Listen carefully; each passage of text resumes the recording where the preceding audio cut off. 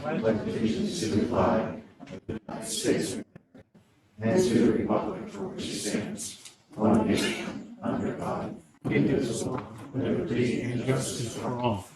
Good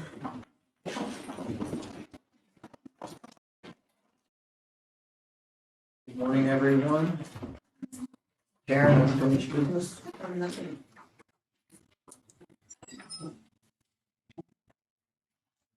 Looking for a motion to approve the minutes meeting dated March 24th, 2026. I'll make that motion. Favor, signify by saying aye.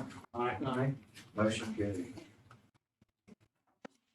Looking for a motion to approve the actual invoices in the amount of $1,061,683.49 for the period of March 21st through April 10th, 2026. I'll second that.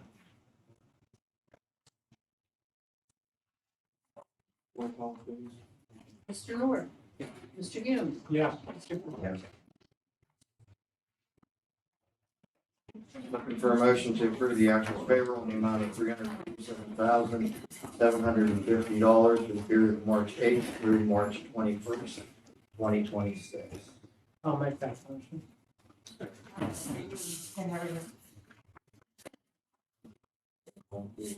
Mr. Lord? Yes. Mr. Hume? Yes. Mr. Sorry. Looking for a motion to approve the actual payroll in the amount of $352,733.72 for the period of March 22nd through April 4th, 2026. Second. Roll call, please. Mr. Lord? Mr. Hume? Yes. Yes. Looking for a motion to appoint Don Tangelo of Brookville, really think that's Pine Creek, to the Jefferson County Planning Commission. Mr. Tangelo's term will expire December 31st, 2028. So moved.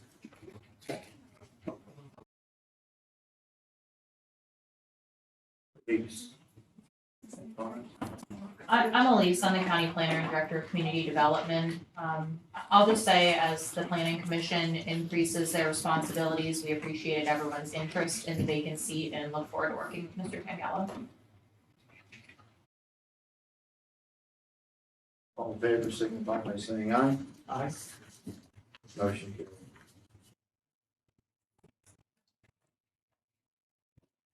Looking for a motion to enter into a master service agreement with GovAI Software Solution LLC in Jefferson County for the application of software services for the District Attorney's Office in the amount of $6,550 for 2026. So moved. Seconded. Roll call, please. Mr. Lord? Yeah. Mr. Hume? Yes. Looking for a motion to award the general construction contract for Service Center Road Improvement Project to the lowest bidder, TerraWorks, in the amount of $331,131. This award is contingent upon the contract fulfilling all contract requirements. In addition, this motion authorizes the chairman of the board of Jefferson County Commissioners to execute all contract documents with TerraWorks, including any change orders to the contract. So moved. Second.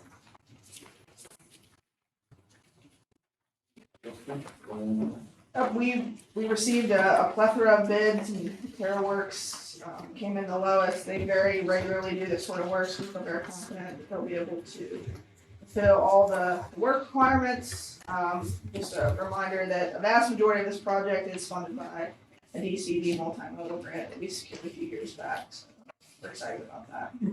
We'll have a completion date more information once we get with TerraWorks now that they've received the bid. So TBD, but we expect the work should be done in 2026. Yeah, please. Just at the time this came out,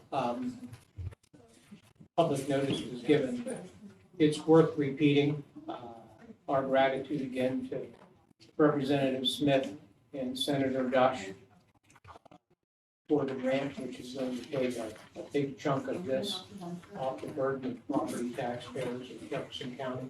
It's all tax money, of course, but when that tax money goes to Harrisburg, it's good to see it come back to Jefferson County. So gratitude to Representative Smith and Senator Dush for bringing some of that back. Roll call. Mr. North. Yes. Mr. Humes. Yes. Mr. Pacich. Yes.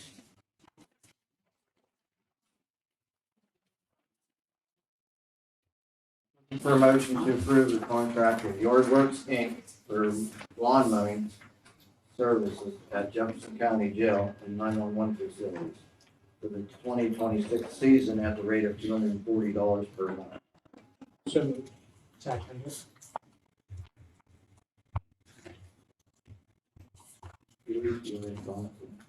is the company that did the lawn mowing up in that area last year, and we had a really positive experience with them. Looking forward to working with them again. And the same price as last year. Same as last year. And let's do a roll call. Mr. North. Yes. Mr. Humes. Yes. Mr. Pacich. Yes.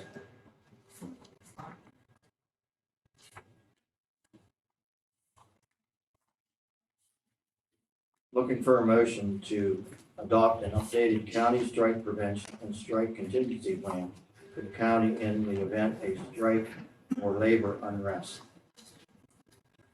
So moved. I'll second that.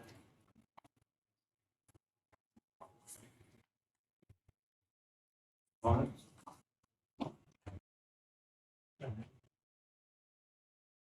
All in favor, signify by saying aye. Aye. Motion carried. Motion to reappoint the following individuals to the Jefferson County Library System Board of Directors, 1-year term. I'm not going to read their names. Do we have a motion? I'll make that motion. All in favor, signify by saying aye. Aye. Motion carried. Motion to proclaim the week of April 12th through 18th, 2026 as National Public Safety Telecommunicator Week in Jefferson County. So moved. Seconded. Mr. Zennis, I believe you have something. Thank you. Just have a few comments here to make. Today, we recognize our department staff that answers that call for help each and every day in Jefferson County. These dedicated individuals are the calm, steady voice that guides us through emergencies and critical moments when seconds count. They answer those calls filled with fear, confusion, and urgency. They gather the critical information, provide life-saving instruction, and dispatch help when seconds matter most. 911 telecommunicators are the first link in emergency response. They are there before you hear any sirens, guiding callers through some of the most difficult moments of their lives. Most generally, these folks do not get the recognition for being part of the response to emergencies. But they are the first ones to interact with the community when somebody needs help. They connect people with emergency services, they save lives, and they make a difference. This department, comprised of the 911 and the emergency management staff, is truly a team effort. When the 911 staff gets overwhelmed during times of peak volume, the emergency management staff jumps in to help take some of the overload away and vice versa. The 911 center staff has jumped in to help the EMA staff when the emergency operations center has been activated to handle disasters that have occurred within the county. I am truly grateful for my staff and their dedication to saving lives. When every second counts, you are the first voice, the steady hand, and the unseen hero behind every call. I thank you for what you do every day for Jefferson County. Chris? You marked down here, you want to talk, so you're. Well, we can talk about something different whenever it's appropriate, Oh, okay. but I second Tracy's sentiments toward our staff. Yeah, I'd like to thank you and your staff. I worked in law enforcement 38 years, and you saved my behind many a times and helped me out. And it is like at the center of the health for the services, police, fire, ambulance. Thank you. Commissioner? I was never in law enforcement, but I have called 911. So I'd like to add both my compliments and gratitude to the people in that arena in general, but very specifically to the team in Jefferson County. It's you expect someone sitting on this side of the table to, you know, gush and embellish and, say nice things that are sometimes beyond the pale. But the people of this county are truly fortunate, the quality of people who are on the other side of that line. When your blood's pumping and you're trying to sort things out, that there's a calm, intelligent voice on the other end guiding you through what you need to communicate to get the right assets to you expeditiously.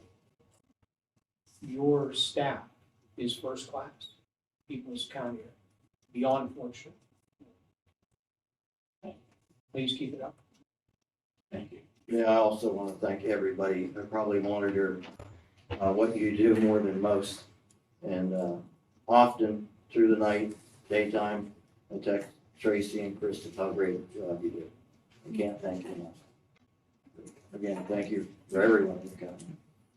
Tracy, I see you have a bunch of people here. Can you introduce them or? Sure. So right directly behind me, I have Ryan Davis, who is one of our newest 911 dispatchers. Chris Andre, who has been there 12 years now.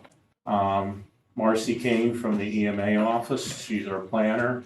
Ashley Allshouse, who was our department clerk, but she was a 911 dispatcher prior to that, and she can still jump in and answer 911 calls and help out as appropriate. Of course, Chris, looking around, I don't see anyone else. Don't forget Randy. Oh, Alumni. and I didn't forget that Randy did for a while step in and I give him a lot of credit for trying to do that job, and it's a tough job. It really is. Trying. You did okay. You did okay. Thank you. Now the endorsement. But I think we have a great crew up there, and I'm really appreciative of everyone for what they do. Makes my job a lot easier. Thank you. Randy, you have any comments of the difficulty since you went through that? Yes, I want to thank the staff at 911, the excellent job they do. I'll just echo everything you said, thank you. All in favor, signify by saying aye. Aye. Opposed, motion carried. Looking for a motion to proclaim the month of April 2026 as Autism Awareness Month throughout Jefferson County. So moved. Today we have Dr. Mary Tatum to speak on autism. Can I stand up there? Please. I have my notes on my phone, so. I have to tell you, I've been to a lot of commissioners meetings and I have never seen this many people. And it makes more sense that there's like more staff here, but I was like, wow, you guys get like a real audience. That's pretty cool. We give out Sheets gift card. That, I mean, you gotta do what you gotta do. So first of all, I just wanna thank the commissioners for inviting me to speak, especially Commissioner Pizarczyk, who patiently waited for my reply. My name is Mary Tatum. I'm the acting CEO for St. Clair Child Services. We do have some offices here in Jefferson County, one in Brookville as well as one in Punxsutawney, as well as community services that are offered throughout Jefferson County. But I just want to talk briefly about autism. Again, my notes are on my phone, so I apologize. Autism spectrum disorder is a neurological and developmental disorder that typically appears in the first 3 years of life.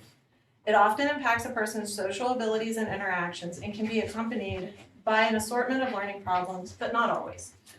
ASD varies in severity, so we know it's on a spectrum, right? You can have people that you see and interact with every day and you'd never know that they have a diagnosis of autism, and then you can see people that have significant impairments because of that. But regardless of where someone is on the spectrum, it doesn't negate their experiences with life. Autism varies, like I said, in severity, and some people can develop serious language and communication problems, but again, not always. I do want to point out, back in the day, like, you know, the 90s, when people heard the word autism, they acted like it was the plague, and they acted like it was the worst thing that you could have a child diagnosed with. But since then, there has been so much learned about that, about autism, that it's not as terrible to hear that with a child. And if we get those early interventions in sooner versus later, it can really impact how a child succeeds in life. So that's all I've got for you. But I apologize because it was notes on the phone. Thank you. Anybody have any questions? Thank you for all you do. I appreciate that. Could I get a picture with the commissioner? We will afterwards. Yep. Can you hang out a little bit? I can, yeah, Okay. After we're done with our meeting. great. Thank you, guys. Thank you. All in favor, signify by saying aye. Aye. Motion carries. Looking for a motion to proclaim the month of April 2026 as Pennsylvania 811 Safe Digging Month in Jefferson County. Second it. All in favor, signify by Aye. saying aye. Aye. Motion carries.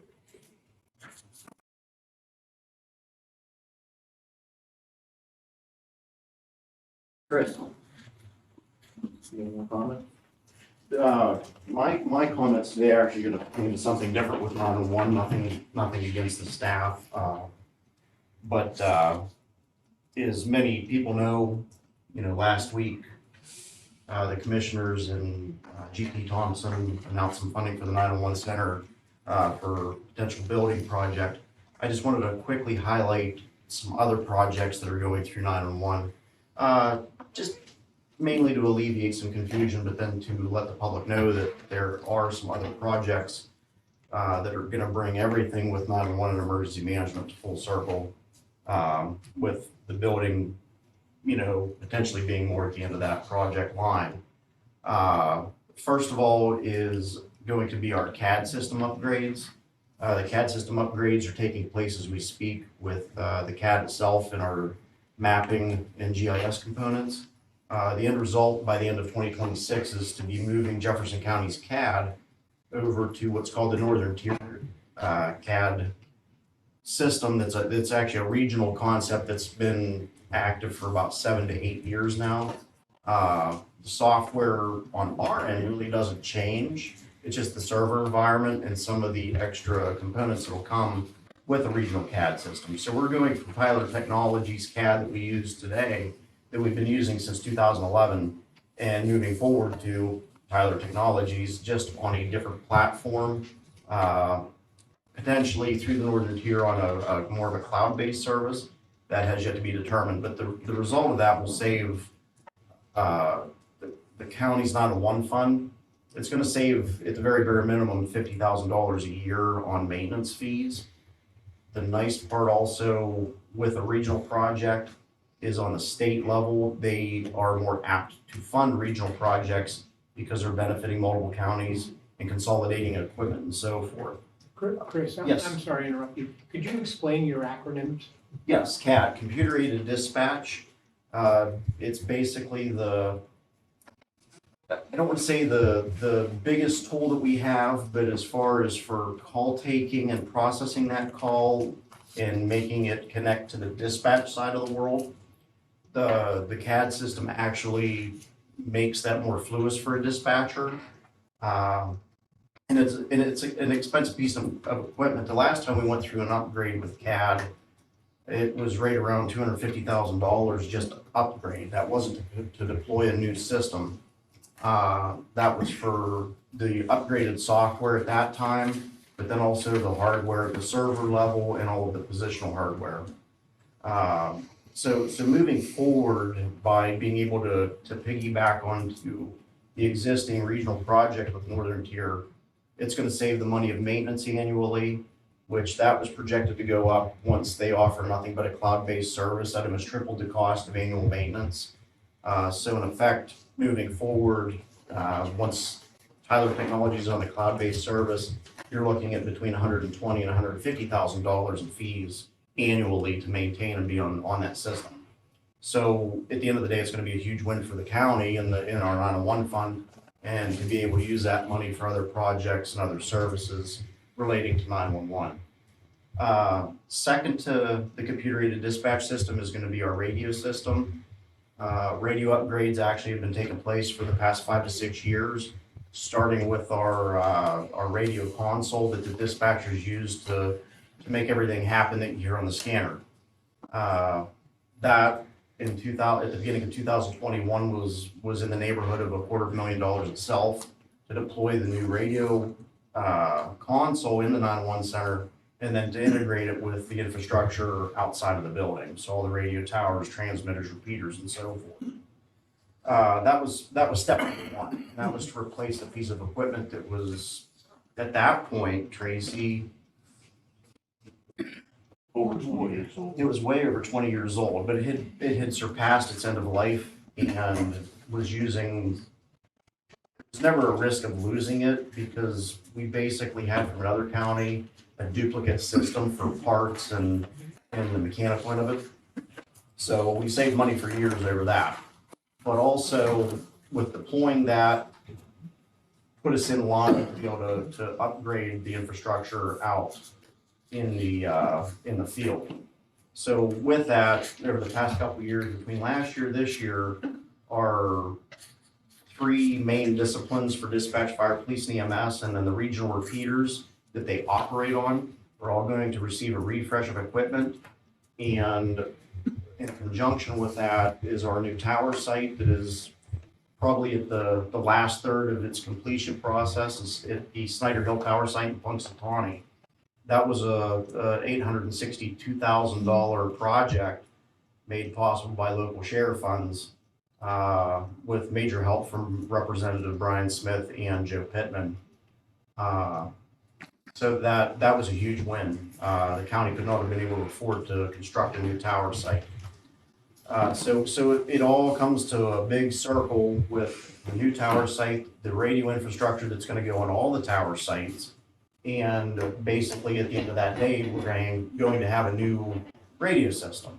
I mean, it's the same type of system that we used to, used for the past 20 years. However, it's going to be more upgradable as time goes on as well, with added features that are already built into the new equipment for a move to newer technology. Just to lump the radio savings and costs through the grants and what the 911 fund has contributed toward radio, we're looking right now at a $2,100,000 investment just into the radio network and a new tower site. So the county's really been able to flex funds, again, through the graciousness of grants and with the financial management of the 901 fund to be able to make this all happen. At the end of the day, again, whenever everything is full circle, we're going to have a very new and robust 901 system that also support emergency management and all of our response agencies. So thank you for that big long spiel, but I wanted to make sure that it was out the public eye. And it's just, there were some questions and so forth with obtaining the grant funds for the facility. So that's an explanation of the full circle cast. Thank you. Is there any questions before we get out? Chris, Yes, sir. could you explain who and what Northern Tier is? The Northern Tier. The Northern Tier is a consortium of counties that, my dog come done. As usual. As I usual. want to make sure everybody's awake. No, the Northern Tier is a consortium of counties that it initially began just after 2010. That started off with our emergency, well, no, at that time it was our enhanced 911 system. It grew from a couple counties, including Jefferson, to a 6-county region, which then turned into a 10-county region of counties that extend from Clearfield the whole way across through us in Clarion and up to Erie County and across the northern border with New York over to McKean County. So all those counties within that geographical area are part of that northern tier. And we've been sharing and working together with our telephony system, with our next generation 911 system for call answering. We've been working together as a group for we're looking at about 16 years now, and it's been amazing. It's been 16 years. Been a very huge benefit to all the counties due to cost savings, again, because the regional aspect, the state can fund a lot of that through other portions of the 901 fund. But it's an awesome group of people, and when you think about 10 counties in the northern tier region, it's nearly a quarter the size of the state of Pennsylvania. And to get that many people with different needs and different aspects on dispatching, call taking, and so forth, being able to work together to have a unified system is truly remarkable. And along with that, and especially now that we're going to be moving over to CAD, since they've had a few years to work their bugs out, it's going to offer a lot of redundancy the whole way through call taking and even the CAD process, because everything is geared up currently with phone to be able to back each other up. If we have a call that can't get answered because we're too busy, don't have enough dispatchers, it automatically hits a queue that can be answered by Clarion County, then Clearfield County. There's a triaging method in the background behind it that directs that call so another county can get it. And the mapping integration moving forward with the Northern Tier CAD system is going to greatly help whenever another county processes our call, but then also if we process another county's call, which we do that on a daily basis, but it's a normal part of the backup procedure for all of us. So it's going to be a very interesting thing as time moves forward. But to rest assured to the public that the 911 system over the past, I'll say 50 years, but especially over the past 15, 20 years has made very, very huge drastic improvements to public safety. So, yes.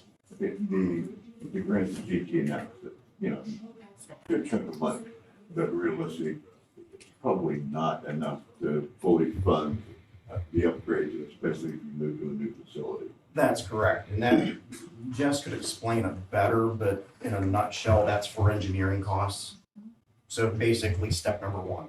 That way step number one can be crossed off, and then once there's better establishment there, then any future opportunities can continue to roll and be sought after. How much retrofitting are you gonna have to do to the Pine Creek School?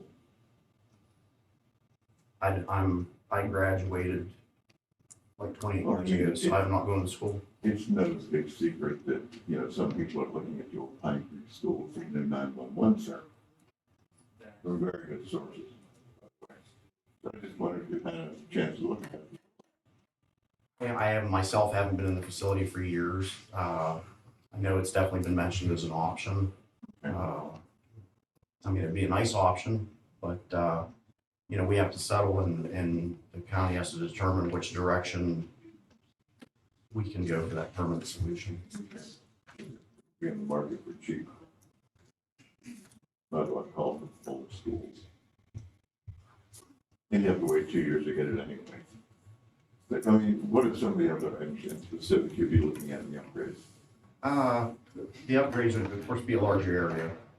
The dispatch area, an emergency operations center area. Right now, we're so constrained on the space and then being on two different levels with emergency management below, 911 above. Whenever we do have EOC operations in place, it's very difficult.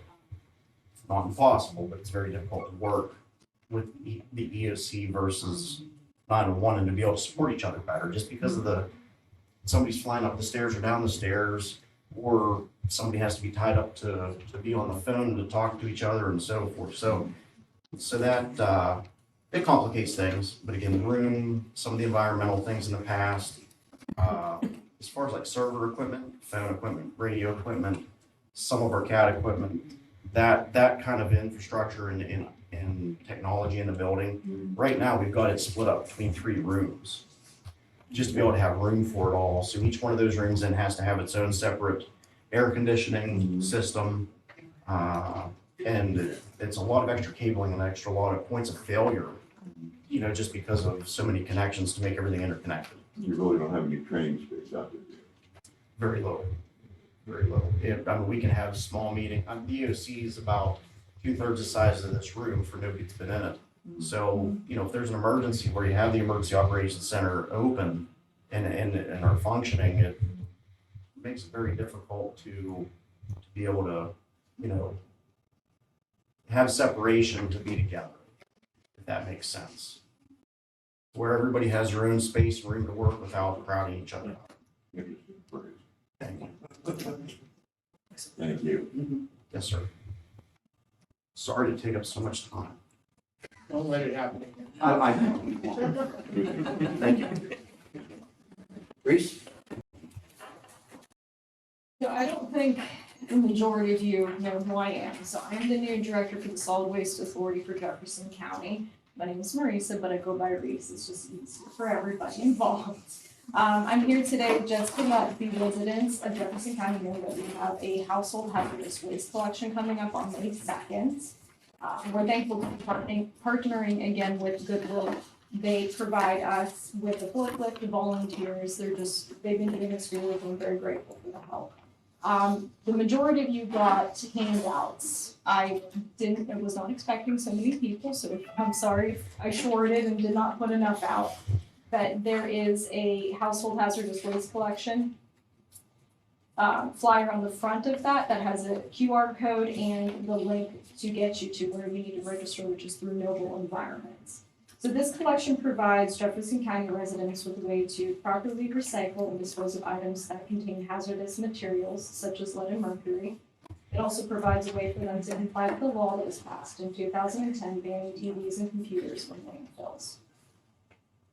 Since the establishment of this event that we put on every year, for the past 15 years, we have been able to recycle and or safely dispose of 186 tons of household hazardous waste, which is a lot, honestly. The majority of those have been TVs, electronics, and paint. Also attached to those pamphlets is a Glass for Good program, so we've been still partnering with OI out of Brockway to recycle glass bottles and jars. And those are collected at our drop-off sites, located conveniently throughout Jefferson County. Also provided with that is a economic study recently done by DEP. So like every 10, 15 years, they do an economic study regarding recycling. And just to close, because I want to keep this short for everybody, the 22nd, next Wednesday, is Earth Day. And I want to thank you all for doing your part for recycling and helping preserve this lovely slice of planet Earth that is our Jefferson County. Reese, can you clarify one question for me? Sure. These paint cans, they have to be empty? And Yeah, the paint itself is the hazardous waste that we're disposing of. right. So you want empty paint cans, or can you bring paint cans out that are partially full? Oh, whatever amounts in there you can do, it goes by weight. It goes by weight, so you can charge by the weight, not by the can itself. Okay, thank you. You're welcome. We still look to see what you put in the can. We're not disposing of nails or candy. What? No nails. No, no, no, fine. Thank you, Reese. Okay, Chris, Destiny, you want to? Not really, I just want to recognize Autism Awareness Month. A lot of people don't realize my son has highly functioning autism. He goes to Jeff Tech, he's taking out digital media arts. And to look at him, you wouldn't even know that he was autistic. But, as a single mom for the past 18 years, I have done everything. He had developmental delays and learning disabilities, but we worked through it. And I just want to say that it's awesome that a month is being recognized for kids with autism. Great job being a mother. Thank you. Anything else? Yeah. Thank you for your comment. Patty?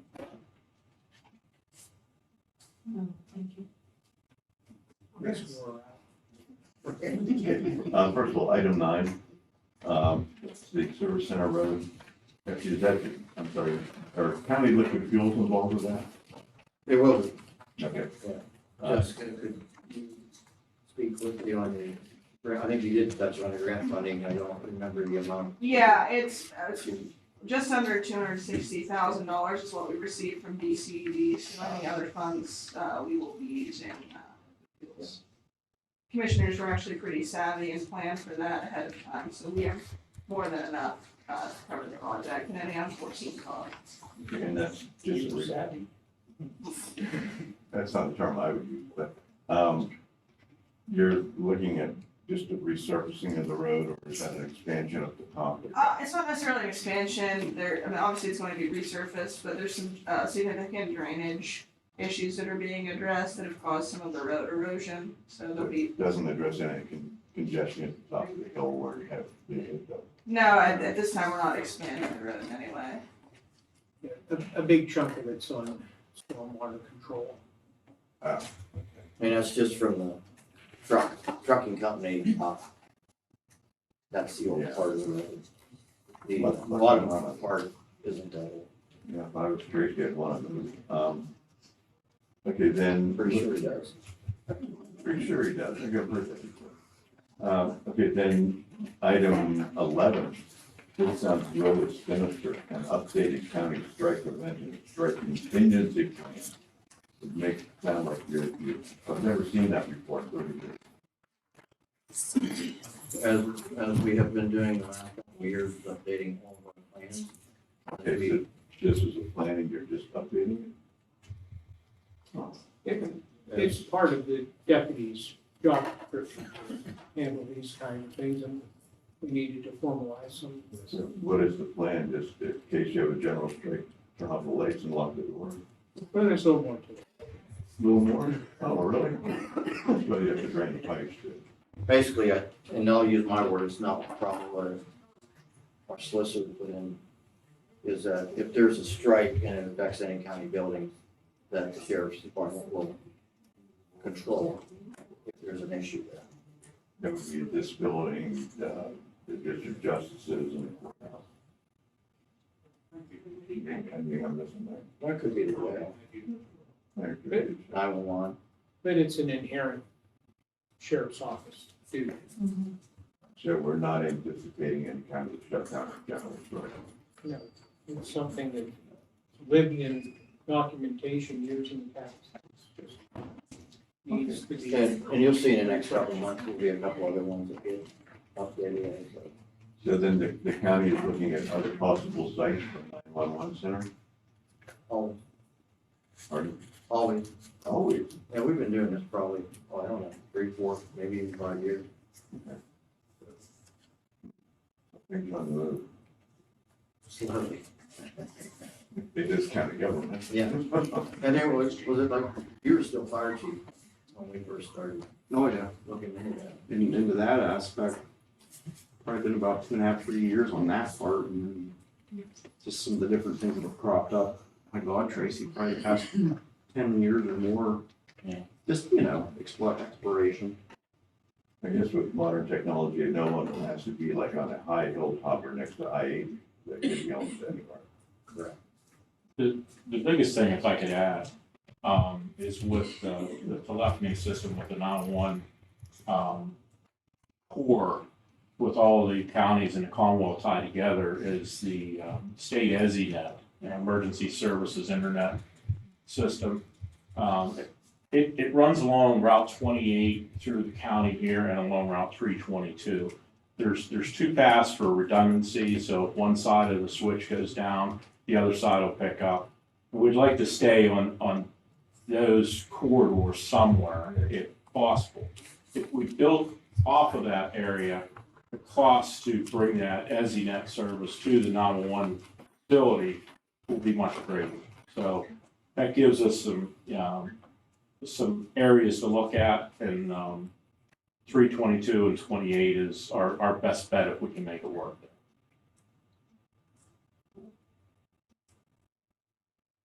There you I'm done. go. Thank you. Anybody else? Elise? One of my responsibilities at the county is administering community development block grant CDBG funds, and we are holding our first round of public hearings. The first round of public hearings would be where you could learn more about eligibility, requirements, how your municipality can access these funds. I will emphasize the low to moderate income requirement, which is CDBG's main purpose is to serve low to moderate income residents. Our first public hearing, Punxsutawney is an entitlement community, meaning they receive their own allocation. Their hearing will be this coming Monday, April 20th at 5 p.m. in the Borough Building. And then the county will have their entitlement public hearing here in this building next Wednesday at 5 p.m. So that would be for our other 33 municipalities. Just when you're just collecting, projects or? Yeah, to state the eligibility requirements, see who's interested in potentially pursuing a project. Typically, you receive a lot more applications than you have money. It depends on the year, honestly. Typically, we've prioritized infrastructure improvements, water and sewer, sometimes public parks. We did a demo with our last round of funds or are still pursuing that, but the application itself was approved. And Puxy is the only intelligent community in the county now, Correct. the last census. Mhm. Or so-called census. Okay, thank you. If anyone needs those dates, again, you can meet up with me after. I can give you my card and email you the dates. And I believe you sent an email out. Did you not send an email out to the municipalities? Yep, I sent an email out to all the municipalities. They received a letter maybe 2 months ago that I would be announcing this public hearing. They know we have it every year. And the 33 municipalities who do not have entitlements have an application if they're interested in the project. Anything else? Okay, our next commissioner meeting will be April 28th at 10:30 here in this building. Your board will follow at 11. And also we'll have an election board meeting after the jail board at 11:30.